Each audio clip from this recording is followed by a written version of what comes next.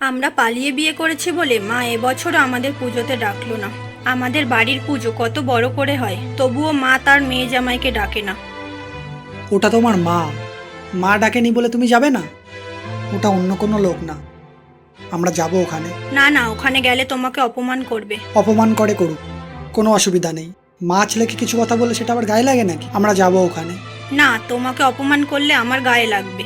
না, আমি ওখানে যাব না, আমি তোমার সাথেই ভালো আছি, যেদিন ডাকবে সেদিন যাব। আমি তোমার মায়ের সব থেকে প্রিয় জিনিসটা কেড়ে নিয়েছি, তো প্রিয় জিনিসটা কেড়ে নিলে মানুষের খারাপ তো লাগবেই, রাগ তো হবেই। আর সেই রাগ থেকে তোমার মা যদি আমাদেরকে কিছু কথা শোনায়, সেটাই আমার খারাপ লাগা উচিত নয়।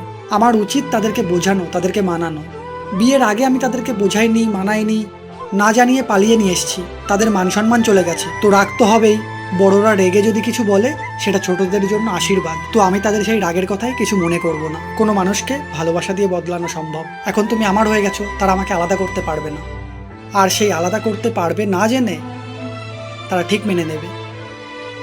আর আমাদের মধ্যে তৃতীয় ব্যক্তি আসছে, তার জন্য তারা আরো বাধা দেবে না। যাও তুমি গোছগাছ শুরু করো। প্রেম করে বিয়ে করলে সমাজে একটা মানহানি ঘটে, তার জন্য রাগ তো হবেই। তাই ছেলে মেয়েদেরই গুরুজনের কাছে বারবার যাওয়া উচিত তাদের রাগ ভাঙানোর জন্য। তাতে সম্পর্ক ঠিক হবে, আর ভালোবাসা দিয়ে মানুষকে পরিবর্তন করা সম্ভব। সময় লাগে, কিন্তু অবশ্যই সম্ভব।